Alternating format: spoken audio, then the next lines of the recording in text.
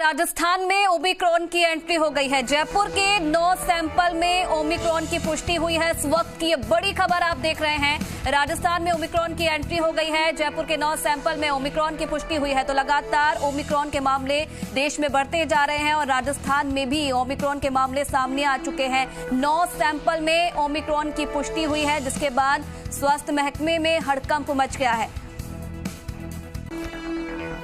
तो बड़ी खबर इस वक्त की, राजस्थान में ओमिक्रॉन की एंट्री हो गई है। जयपुर के 9 सैंपल लिए गए थे, जिसमें ओमिक्रॉन की पुष्टि हुई है। फिलहाल क्या कुछ हिस्ट्री इन संक्रमितों की रही है, इसके बारे में जानकारी नहीं मिल पाई है, लेकिन ये बहुत बड़ी खबर, क्योंकि लगातार ओमिक्रॉन को लेकर देश दुनिया में हड़कंप मचा हुआ है। और आशुतोष फिलहाल इस खबर पर और ज्यादा जानकारी के लिए हमारे साथ जुड़ गए। आशुतोष, देखिए, जिस बात का डर था वो आखिरकार हो गया। राजस्थान में भी ओमिक्रॉन की एंट्री हो गई है।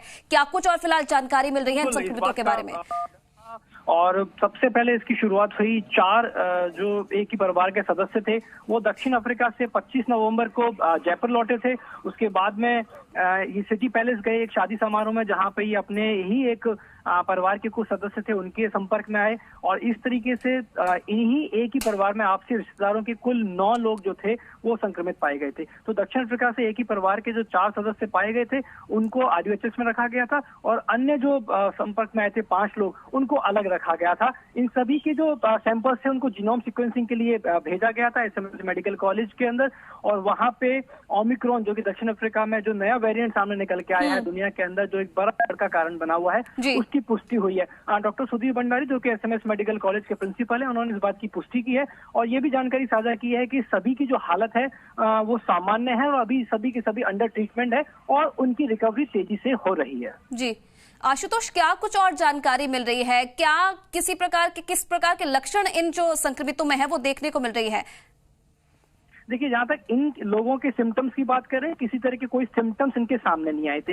इसकी शुरुआत हुई दरअसल आदर्श नगर में, जो दक्षिण अफ्रीका से लौटे हुए परिवार था, उनके रिलेटिव रहते थे। उसमें से एक वृद्ध सदस्य थे, उनको ऑपरेशन कराना था और एहतियातन ऑपरेशन से पहले जो कोविड टेस्ट कराया जाता है उसमें उनके कोविड की पुष्टि हुई। उसके बाद में जब उनकी कॉन्टैक्ट हिस्ट्री निकाली गई तो ये जानकारी सामने आई कि वो अपने परिवार के कुछ ऐसे सदस्यों के संपर्क में है जो कि दक्षिण अफ्रीका से लौटे हैं। ये चिंताजनक बात थी। उसके बाद में उन सभी के सैंपल्स लिए गए, उनको आइसोलेशन में रखा गया और आज इस बात की पुष्टि हुई है। जहां तक ओमिक्रॉन की बात करें, देश दुनिया में इस वक्त सबसे ज्यादा चर्चा इसी वेरिएंट को लेकर हो रही है। तरह तरह की बातें हैं, वो सामने निकल के आ रही है। हालांकि मेडिकल एक्सपर्ट अभी ये बात कह रहे हैं कि ये अभी तक बहुत ज्यादा ये जो शरीर को लेकर बहुत ज्यादा नुकसान नहीं पहुंचा रहा है। इस तरह की बात कही जा रही है। बहुत ज्यादा इफेक्ट इसके बॉडी में देखने को नहीं मिल रहे, लेकिन बहुत शुरुआती अवस्था है।